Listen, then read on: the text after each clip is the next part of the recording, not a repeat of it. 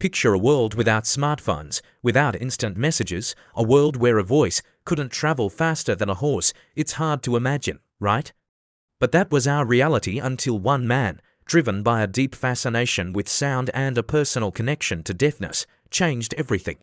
This is the story of Alexander Graham Bell and his revolutionary invention, the telephone. Born in Edinburgh, Scotland, on March 3, 1847, Bell was destined for a life intertwined with sound. His father was a professor of elocution, and his mother, who was gradually losing her hearing, became a profound source of inspiration for him. This personal experience fueled his curiosity. He wasn't just interested in how we speak. He wanted to understand the very essence of sound itself, and how it could be transmitted and perceived. He delved deep into the study of phonetics, essentially the science of speech sounds, laying a crucial foundation for his future breakthroughs. His family's move to Canada and then his own to the United States in 1871 marked a new chapter.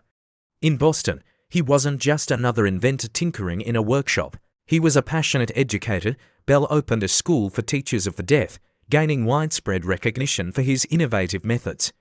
He believed deeply in empowering those with hearing impairments, a mission that was always at the core of his work. He wasn't trying to invent a gadget for convenience. He was trying to bridge worlds and connect people who felt isolated by silence. While teaching, Bell never stopped experimenting. He was obsessed with the idea of a harmonic telegraph, a device that could send multiple telegraph messages over a single wire using different musical pitches. It was a complex idea, but it was during these experiments that he stumbled upon something even more groundbreaking. He realized that if he could transmit multiple tones, why not the complex vibrations of the human voice itself? The idea for the telephone was born. He wasn't alone in this race.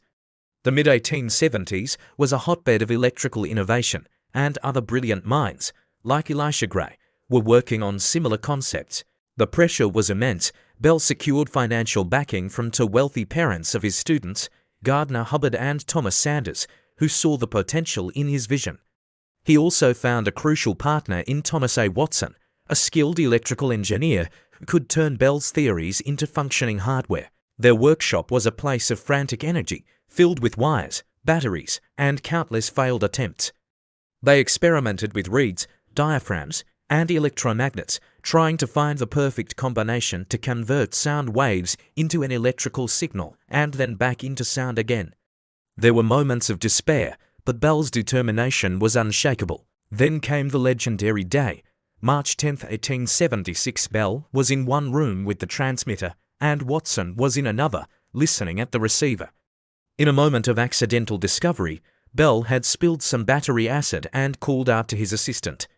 The words that travelled across the wire were simple, unplanned, yet they would echo through history. "Mr. Watson, come here. I want to see you." Watson, hearing the voice clearly through the receiver, rushed into the room in astonishment. It had worked. For the first time, a human voice had been transmitted electrically.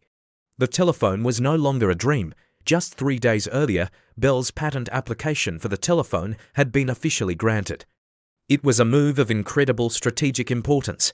In one of history's most famous near misses, his rival Elisha Gray had filed a similar patent notice on the very same day, just a few hours later. This set the stage for one of the longest and most intense legal battles in American patent history. The telephone war began. The Bell Telephone Company was formed in 1877, and the world began to change at a dizzying pace. The initial public demonstrations were met with a mix of awe and skepticism. Some called it a scientific toy, but its practical power was undeniable.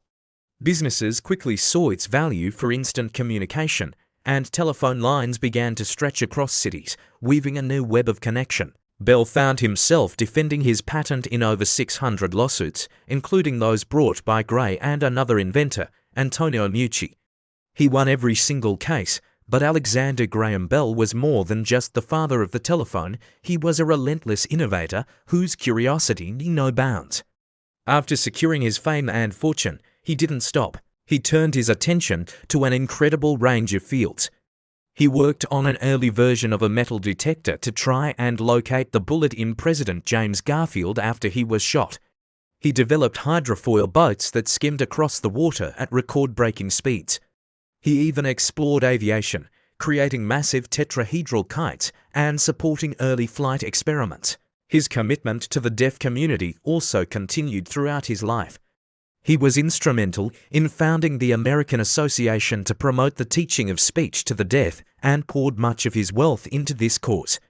His work was controversial at times, as he advocated for oralism, teaching the deaf to speak, and lip read over sign language. But there's no question his heart was dedicated to improving lives. Alexander Graham Bell's legacy isn't just in the device that sits in our pockets. It's in the very idea of instant, global connection. He took a concept that seemed like magic and, through persistence, brilliance, and a deep sense of humanity, made it a reality. His story reminds us that the greatest inventions often come not just from a desire to create something new, but from a profound need to connect with one another. Thanks so much for watching.